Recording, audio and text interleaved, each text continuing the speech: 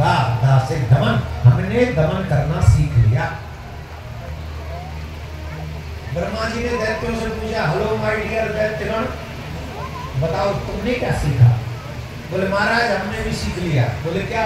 बोले वैसे तो हमने सब कुछ है, बल भी है, बहुत चीजें, बहुत सुख भोगते, सब कुछ करते हैं, लेकिन हमें जो सीखने को मिला वो है दासे दया। दया करो। क्यों? बोले हमें सब कुछ है, बल भी है, राज्य भी है, प्रजा भी है, सब है, पर दया नहीं है हमें किसी को। और दया न होने के कारण, द्वेष होने के कारण हम बार बार देवताओं से इतना द्वेष करते, लड़ते, इन्हें सताते, और जब हमें इन्हें सताते हैं तो भगवान प्रकट होते हैं, वो हमें मार जाते हैं। तो हमें दया होगी, द्वेष नहीं होगा, तो हमारा भी बचाव होगा, हमारी भी रक्षा होगी। इसलिए देवताओं ने दासे दमन सीखा, दैत्यों ने दासे दया सीखी। अब भगवान ने पूछा किससे? मानवों से। मानवों से पूछा तुमने दासे क्या सीखा? बोले हमने दासे दान सीखा। क्या सीखा? जोर से बोलो। बोले दान का क्या मतलब है? ये दान तुमने कैसे सीखा? इससे क्या मिलेगा? बोले महाराज मनुष्य जो मृत्यु लोक में जाता है, उस मृत्यु लोक में, इस मृत्यु लोक को कहा जाता है कर्म भूमि। मनुष्य जैसा कर्म करता है उसे वैसा ही फल मिलता है। और हमारे पुराण तो इस बात को कहते हैं, आज आपके पास जो भी कुछ है, जितने भी लोग बैठे सावधानी से इस बात को अंडरस्टैंड करें, आज आपके पास जो भी कुछ है वो पूर्व में किया हुआ दान का ही प्रतिफल है। आज अगर आपके पास में 4 कमरों का घर है तो आपने निश्चित किसी के लिए कभी झोपड़ी बनाई होगी, तब आपके पास घर है। आप अगर अच्छे वस्त्र पहन रहे हैं तो कभी तो आपने किसी निर्धन को वस्त्र पहनाए होंगे। अगर आप भोजन कर रहे हैं, आपके भोजन में कोई असुविधा नहीं है, तो आपने कभी न कभी पूर्व जन्म में दीनहीनों को भोजन कराया होगा, जिसका प्रतिफल आज आपके पास पर्याप्त संसाधन है। एक वीडियो में हमने कहा था किसी के पहने हुए वस्त्र नहीं पहनने चाहिए, तो दूसरे व्यक्ति ने हमको उपदेश दिया, बोले आप ये कहना चाहते हैं कि जो सर्दियों में गरीब लोग बैठे हैं, ये बैठे, उनको हम अपने वस्त्र नहीं दे सकते। मैंने ऐसा तो वीडियो में कहा ही नहीं। पहली बात, अगर आप किसी की सहायता करना चाहते हैं तो प्रयास ये कीजिए मैं अपने पहने हुए वस्त्र न दूं किसी को दान में। पहला प्रयास। अगर आप अच्छे हैं तो 10, 20, 50 जोड़ी कपड़े लीजिए, सर्दी में किसी को पहनाइए, अच्छी बात है, जितना कर सकते करो। अगर वो सामर्थ्य नहीं है, आप नहीं कर सकते, तो ऐसे लोगों को आप अपना पहना हुआ वस्त्र भी दे दें, तो उसमें मैंने मना नहीं किया। लेकिन पहला ऑप्शन, बेस्ट ऑप्शन है, आप किसी को अपना पहना हुआ नहीं बल्कि नए वस्त्र खरीदे तो उसको पहना, ये ज्यादा अच्छा है। तो आप और हम देखो, एक बात सुनो, एक भक्त गए संत के पास में, श्रेष्ठ संत के पास में जा रहे हैं, और उन्होंने कहा महाराज भगवान के यहाँ अन्याय है। अन्याय क्यों? अम्मा जा रही है। मुंबई में कितने लोग कटोरा लेके बैठे रहते हैं? कम है कि ज्यादा है? मंदिरों के आगे, रोड पे, कहीं भी भिक्षा मांगने वाले कितने लोग दिखाई पड़ते हो? जरा बताओ, जल्दी बताओ, टाइम नहीं। दिखाई पड़ते कि नहीं? कौन है ये लोग? कौन? ये भिखारी नहीं, ये लोग सेठ लोग हैं। मजाक नहीं करता। एक प्रमाणित संत की बात बता रहा हूँ मैं आपको, ऐसे सरल ऐसे ही नहीं कहा हूँ। प्रमाणित बात बता रहा हूँ, प्रमाणित संत सुनिएगा। भगवान भला करे। एक व्यक्ति गए भगवान संत के पास, वो संत बहुत पहुंचे हुए थे, भूत भविष्य भी देख लेते थे। तो संत का उस व्यक्ति ने कहा, बोले महाराज हमको ऐसा लगता है भगवान बड़ा निर्दयी अन्यायी है। बोले क्यों निर्दयी, क्यों अन्यायी क्यों? बोले हमको इसलिए लगता है परमात्मा की सृष्टि इतना, किसी को बहुत धनवान बना दिया, किसी को निर्धन बना दिया, किसी को तो भिखारी बना दिया, तो कटोरा लेके भीख मांग रहे हैं, उन्हें मांगने से भीख तक नहीं मिल रही। इतने लोग देखिए महाराज आप ही के आश्रम के बाद कितने लोग बैठे कटोरा लेकर। कि भगवान की निर्दयता है कि नहीं? भगवान निर्दयी है कि नहीं? महात्मा ने कहा तुम इनका पिछला जन्म नहीं देख सकते, मैं इनका पिछला जन्म देख रहा हूं। बोले आप देख रहे हैं? बोले क्या है? बोले ये पिछले जन्म में सब लोग धनाढ्य लोग थे, इतने धनाढ्य लोग थे कि इनके पास किसी चीज की कमी नहीं थी। तो बोले इतने धनाढ्य होने के बावजूद भी ये कभी कोई दान नहीं करते थे, कभी कोई दान नहीं करते थे। और दान न करने के कारण इस जन्म में, क्योंकि देने की आदत तो इनकी कभी रही नहीं, तो जब देने की आदत नहीं रही तो ऐसा कर्म नहीं कर सके जिसके कारण इन्हें पुनः प्राप्त हो सके। तो पिछले जन्म के से इस जन्म के भिखारी हैं, कटोरा लेकर बैठे हुए हैं, मांग रहे हैं। और कई लोग मांगने पर भी को नहीं देते, क्यों? क्योंकि इन्होंने कभी दिया ही नहीं। ये पूरी सृष्टि देने पे टिकी है।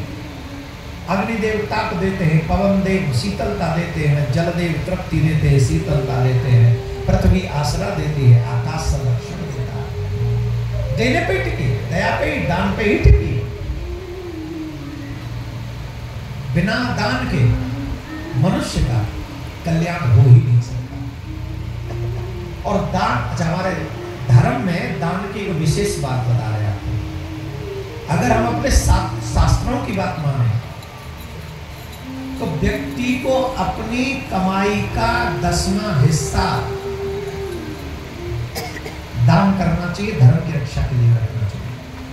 10वां हिस्सा, इसको बहुत ध्यान से समझिएगा।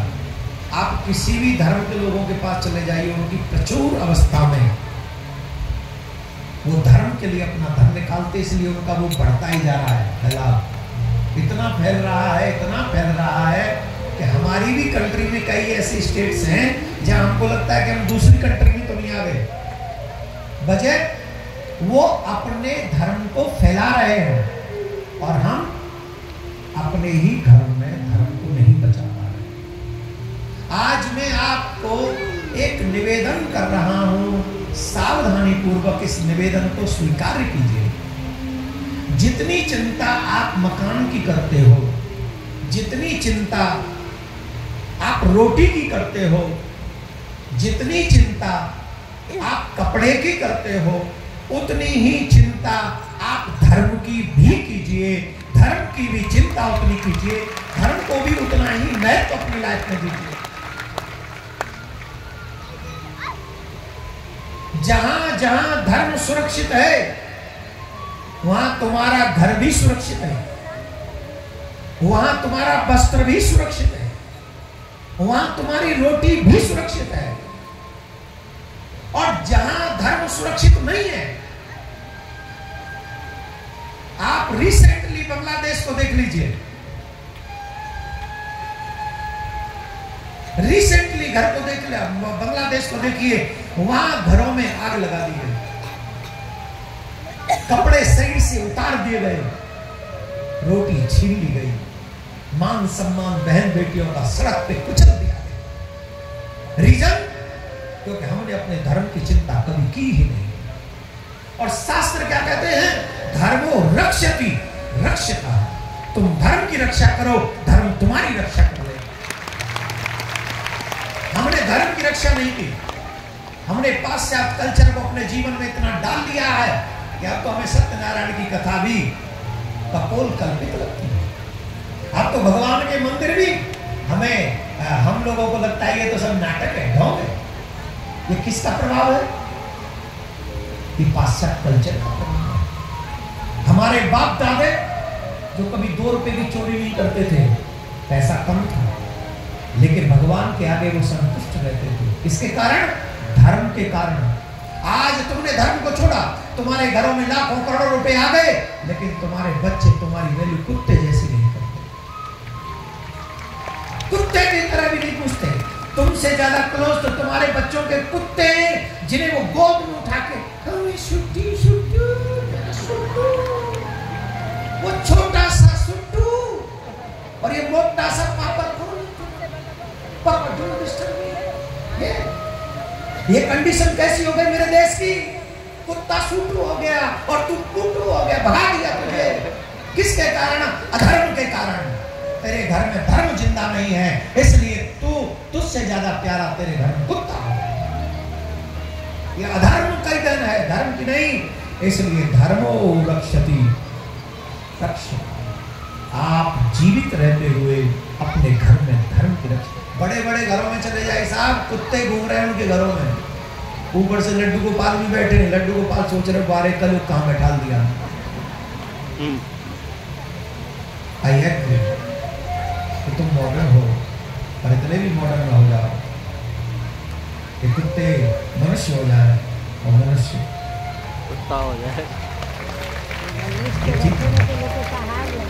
भगवान की प्रकृति है, भगवान की सृष्टि है, भगवान के हिसाब से चलने तुम अपने ड्रामा मत पैदा करो। खैर, तो मैं आप सबसे 10th भाग मांग कहता हूं अपने धर्म की रक्षा के लिए। 10th भाग 10% हो जाएंगे तो वो तो कोई नहीं करेगा, करेगा? 1 लाख में से 10,000, 1 करोड़ में तो 10 लाख अटैक आ जाए, कोई नहीं करेगा। तो कुछ न कुछ अपने धर्म की रक्षा के लिए अवश्य निकालना। मैं आप सभी सनातनी जो आज मुझे सुन रहे हैं, 202 रुपए जरूर निकाला करिए महीने में। कितने? 202 रुपए। 101 रुपए महीने का गौ माता के लिए, जो प्रिया कांजू की गौशाला चल रही है, हर दिन एक रोटी हमें गौ माता को देनी है। ये भाव रखकर 101 रुपया पूरे महीने में गौशाला के लिए निकालने चाहिए।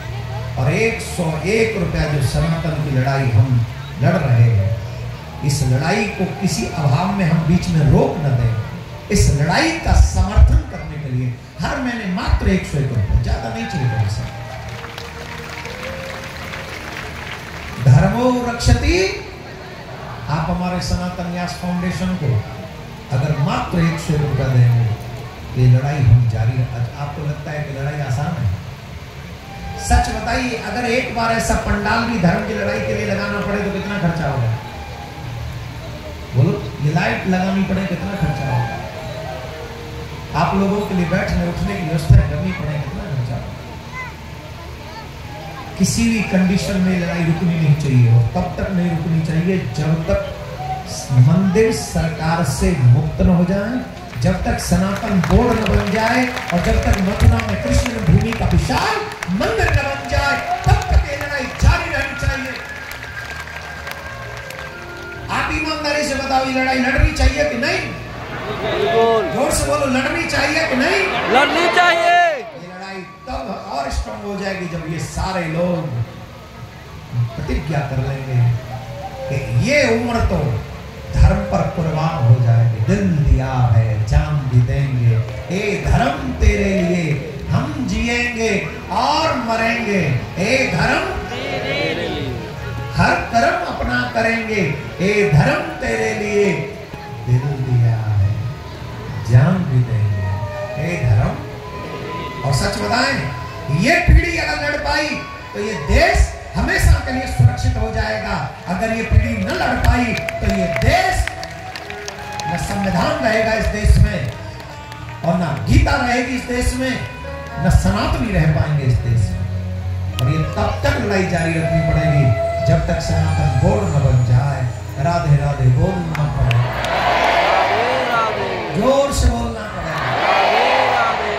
तो आप सब सनातन न्यास फाउंडेशन से जुड़िए, सनातन बोर्ड की मांग कीजिए, बड़ी से बड़ी संख्या में हमारा साथ दीजिए।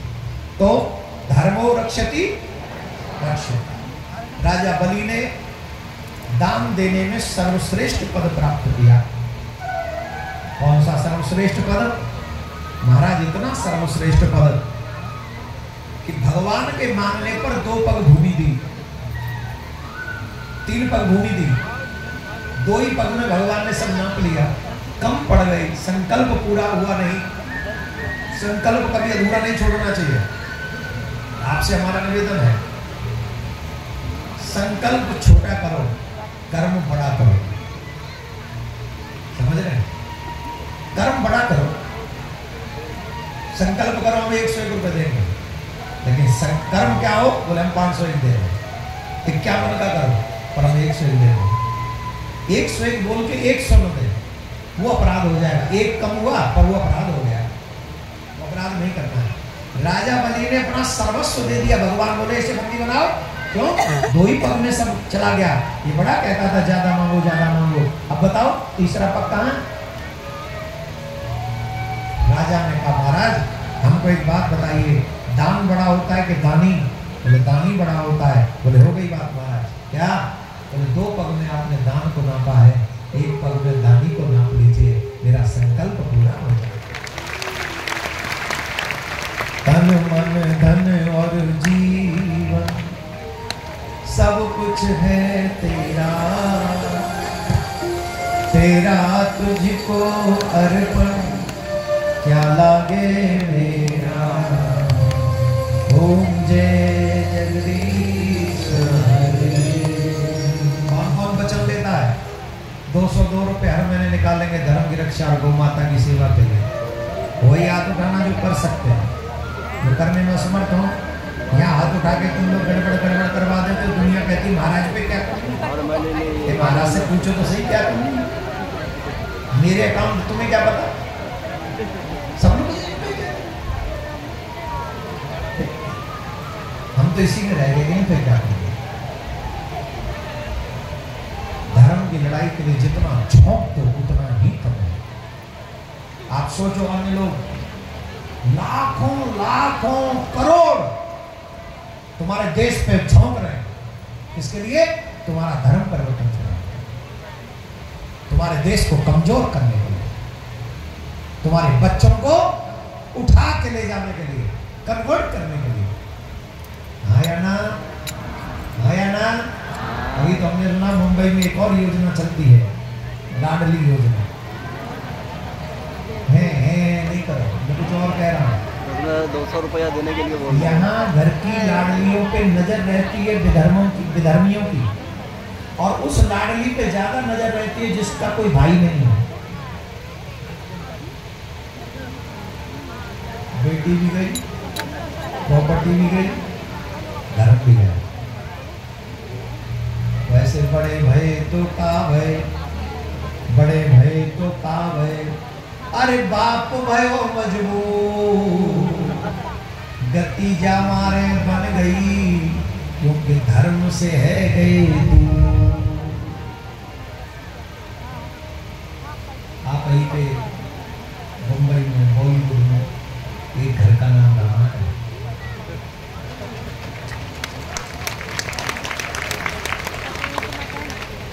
आगे कुछ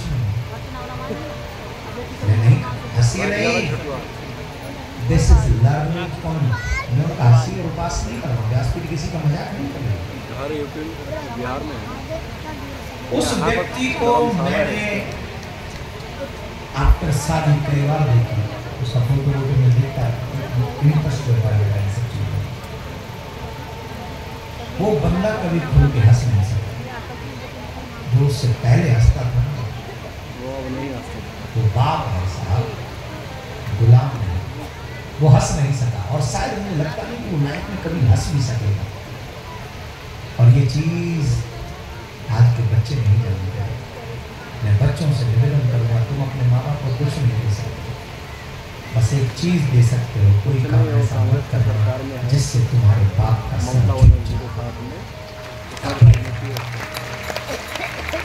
कितना भी विधर्मी वो कहे कि मैं एक कंट्री का प्रेसिडेंट हूं, तो तुम उसको कहना कि बम लपेट और मर जाओ, मुझे तुमसे कोई लेना देना नहीं। मैं अपने घर की बेटी बनकर जीना पसंद करूंगी, किसी देश की महारानी नहीं। स्वधर्मो निधनम श्रेय पर धर्मो भयावह। अपने धर्म में रहकर मर जाओ भूखे, लेकिन पराये धर्म में सोना भी मिले खाने को, ठोकर मार दो। मेरे बाप के सम्मान से ज्यादा मेरे लिए कुछ महत्वपूर्ण नहीं। जितनी भी बेटियां यहां पर बैठी हैं, सत्संग का सही ज्ञान यही है, अपने जीते जी अपने बाप का सर झुकने मत देना, अपने धर्म का सर झुकने मत देना, अपने गुरु का वाक्य झुकने मत देना। यही तुम्हारा सबसे बड़ा ज्ञान होगा, धर्म होगा, और अपनी कंट्री के लिए कंट्रीब्यूशन यही। और सुनो, जो चरित्रहीन तुम्हें नष्ट करना चाहते हो, दिस इज बोले दिस इज मॉडर्न टाइम, मेरा मॉडर्न सिग्नेचर डैड दिस ना दूतरे। और विधर्मी हो तो 5 दे, और पुलिस से कॉल और कर दे, बोले पकड़ ले, दूच आके लाल कर दियो है तो कारो। राधे श्याम बोलना पड़ेगा, जोर से बोलना पड़ेगा। राधे राधे। रिलैक्स।